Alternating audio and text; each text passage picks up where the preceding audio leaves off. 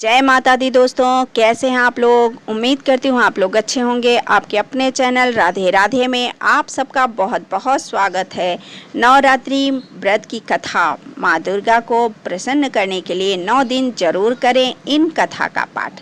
तो चलिए आज हम आपको कथा बता रहे हैं। अगर आप पाठ कर सकें तो ज़रूर कीजिए, नहीं कर सकती हैं तो आप इस पाठ को ज़रूर सुनिए। इससे आपको पूरे नवरात्र का फल मिलेगा और पूरे साल आपका अच्छा रहेगा।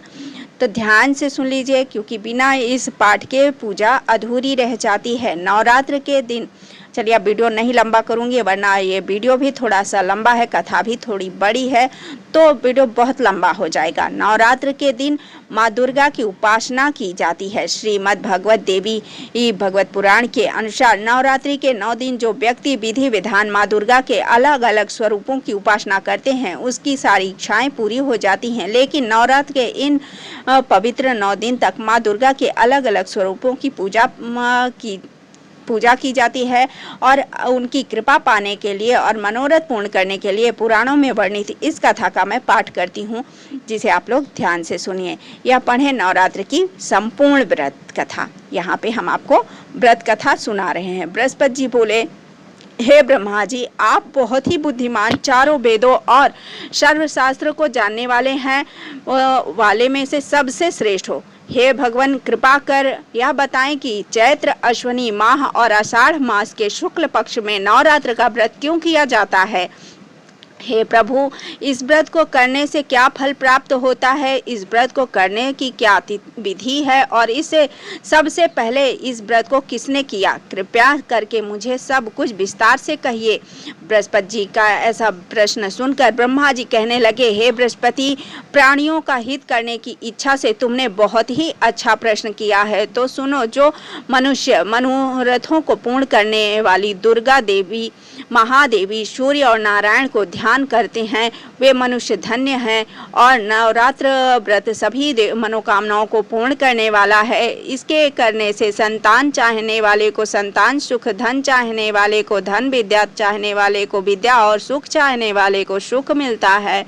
इस व्रत को करने से रोगी मनुष्य का रोग दूर हो जाता है और कारागार में पड़ा हुआ मनुष्य बंधन से छूट जाता है। मनुष्य की तमाम विपत्तियां दूर हो जाती हैं और उनके घर में संपूर्ण संपत्तियां आकर उपस्थित हो जाती हैं। काकवाद्य के इस व्रत के करने से संतान हो जाता है। समस्त पापों को दूर करने वाले इस व्रत को करने से ऐसा कौन सा मनोरथ है जो सिद्ध नहीं हो सकता। ब्रह्मा जी आगे बताते हैं कि यदि व्रत करने वाला मनुष्य सारे दिन का उपवास ना कर सके तो एक बार भोजन करे और उस दिन अब अपने बंधुओं सहित नवरात्रि व्रत की कथा श्रवण करे। हे बृहस्पति, जिसने पहले इस महाव्रत को किया है उसका पवित्र इतिहास मैं तुम्हें बताता हूँ। ब्रह्मा जी बोले, तुम सावधान होकर सुनो। इस प्रकार ब्रह्मा जी के वचन सुनकर बृहस्पति जी बोले, हे प्रभु, मनुष्यों को कल्याण करने वाला इस व्रत के इतिहास को मेरे लिए कहा, मैं सावधान होकर सुन रहा हूँ। आपकी शरण आए हुए मुझ पर कृपा करें। ब्रह्मा जी बोले, पीठत नाम के नगर में एक अनाथ नाम का ब्राह्मण रहता था। वह भगवती दुर्गा का भक्त था। उसके संपूर्ण सद्गुणों से युक्त मानो ब्रह्मा जी की सबसे पहली रचना हो ऐसी यथार्थ नाम वाली सुमति नाम की एक अत्यंत सुंदर कन्या पैदा हुई। वह कन्या सुमति अपने घर के बालकपन में अपनी सहेलियों के साथ क्रीड़ा करती हुई इस प्रकार बढ़ने लगी जैसे शुक्ल पक्ष में चंद्रमा की कला बढ़ती है। उसका पिता प्रतिदिन दुर्गा की पूजा और होम किया करता था। उस समय वह भी नियम से वहां उपस्थित होती थी। एक दिन वह सुमति अपनी सखियों के साथ खेलने गई और भगवती के पूजन में उपस्थित नहीं हुई। उसके पिता को पुत्री की ऐसी असावधानी देखकर क्रोध आया और पुत्री से कहने लगा कि हे दुष्ट पुत्री, आज प्रभात से तुमने भगवती का पूजन नहीं किया। इस कारण मैं किसी कुष्ठी और जय माता दी दरिद्र मनुष्य के साथ तेरा विवाह करूंगा। इस प्रकार कुपित पिता के वचन सुनकर सुमति को बड़ा दुख हुआ और पिता से कहने लगी कि हे पिताजी, मैं आपकी कन्या हूँ, मैं आपके सब तरह से अधीन हूँ। जैसी आपकी इच्छा हो मेरा विवाह कर सकते होगा। वही जो मेरे भाग्य में लिखा होगा। मेरा तो इस पर पूर्ण विश्वास है। व्यक्ति ना जाने कितने मनोरथों को लेकर चिंता करता है, पर होता वही है जो भाग्य में लिखा होता है। जो जैसा करता है उसको फल भी उसी कर्म के अनुसार ही मिलता है, क्योंकि कर्म करना मनुष्य के अधीन है, पर फल देना ईश्वर माता के अधीन है। जैसे अग्नि में पड़े हुए तृण उसको अधिक प्रदीप्त कर देते हैं, उसी तरह आपकी कन्या के ऐसे निर्भयता से कहे हुए वचन सुनकर उस ब्राह्मण को बहुत ही ज़्यादा क्रोध आया। तब उसने अपनी कन्या का एक कुष्ठ के साथ विवाह कर दिया। अत्यंत क्रोध होकर पुत्री ने से कहने लगा कि जाओ जाओ, जल्दी जाओ, अपने कर्म का फल भोगो। देखे केवल भाग्य भरोसे पर रहकर तू क्या करती है। इस प्रकार से कहे हुए पिता के कटु वचनों को सुनकर सुमति बहुत दुखी हुई और अपने मन में विचार करने लगी कि अहो, मेरा बड़ा दुर्भाग्य है जिसने मुझे ऐसा पति मिला। इस तरह अपने दुख का विचार करती हुई वह अपने पति के साथ वन चली गई और भयानक वन में कुश युक्त उस स्थान पर उन्होंने वहाँ बड़े रात कष्ट से व्यतीत की। उस गरीब बालिका की ऐसी दशा देखकर भगवती पूर्व पुण्य के प्रभाव से प्रकट होकर सुमति से कहने लगी कि हे ब्रह्माणी, मैं तुम पर प्रसन्न हूँ, तुम जो चाहो वरदान मांग सकती हो, मैं प्रसन्न होने पर मन वांछित फल देने वाली हूँ। इस प्रकार भगवती दुर्गा का वचन सुनकर ब्रह्माणी कहने लगी कि हे आप कौन हैं जो मुझ पर प्रसन्न हुई हो। आप यह सब मेरे लिए कहो और अपनी कृपा दृष्टि से मुझ दासी को कृतार्थ करो। ऐसा ब्रह्माणी का वचन सुनकर देवी कहने लगी कि मैं आदि शक्ति हूँ और मैं ही ब्रह्म विद्या और सरस्वती हूँ। मैं प्रसन्न होने पर प्राणियों को दुख दूर कर उनको सुख प्रदान करती हूँ। हे ब्रह्माणी, मैं तुम पर तुम्हारे पूर्व जन्म के पुण्य के प्रभाव से प्रसन्न हूँ। तुम्हारे पूर्व जन्म का पूरा वृतांत सुनाती हूँ, सुनो।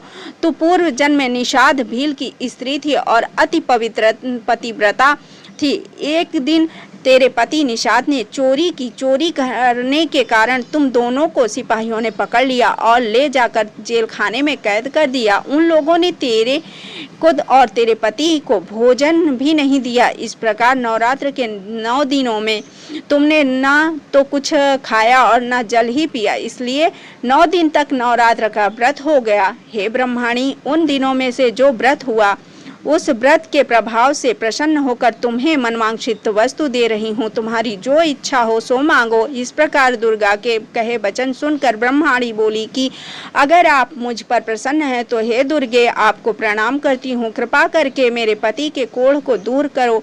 देवी कहने लगी कि उन दिनों में जो तुमने व्रत किया था उस व्रत के एक दिन का पुण्य अपने पति का कोढ़ दूर करने के लिए अर्पण कर दो।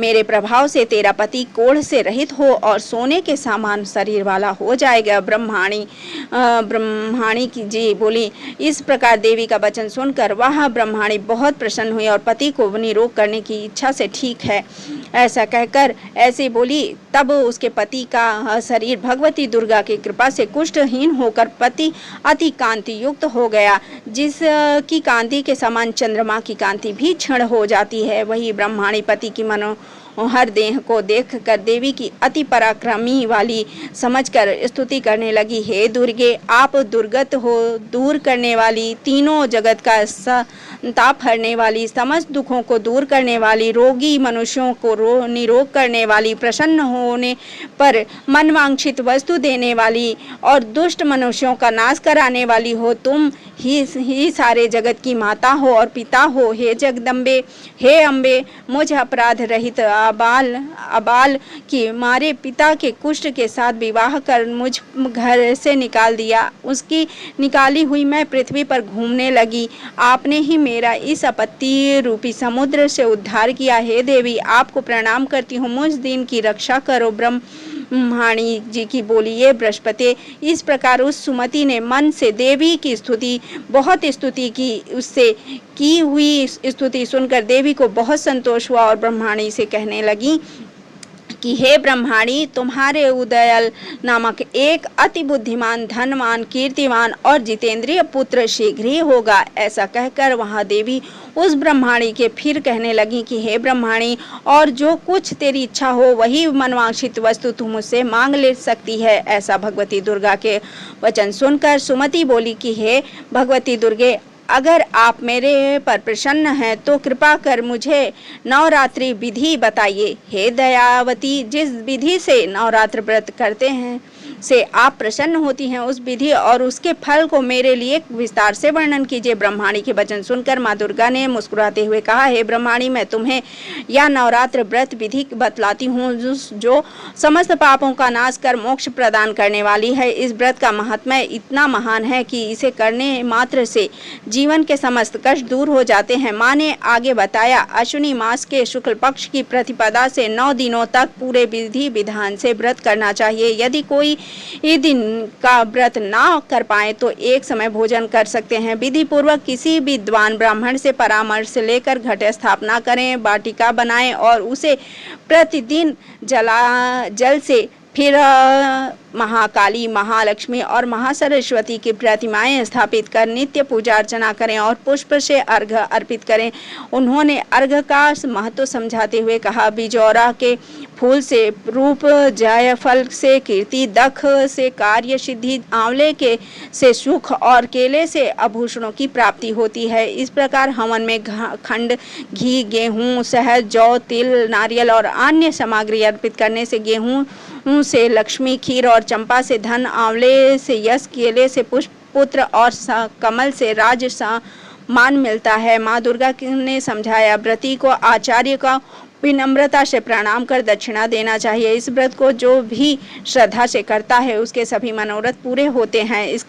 इसमें तनिक भी संदेह नहीं है। जो 9 दिनों में किया गया दान और पुण्य करोड़ों गुना फल देता है। यह व्रत करने से अश्वमेघ यज्ञ का फल प्राप्त होता है। इतना कहकर देवी अंतर्ध्यान हो गई। ब्रह्मा जी ने बृहस्पति से कहा, जो भी स्त्री या पुरुष इस व्रत को करता है उसे इस लोक में सुख और अंततः मोक्ष प्राप्त होता है। हे बृहस्पति, तुमने लोकहित के लिए इस व्रत के विषय में प्रश्न किया, इसलिए तुम धन्य हो।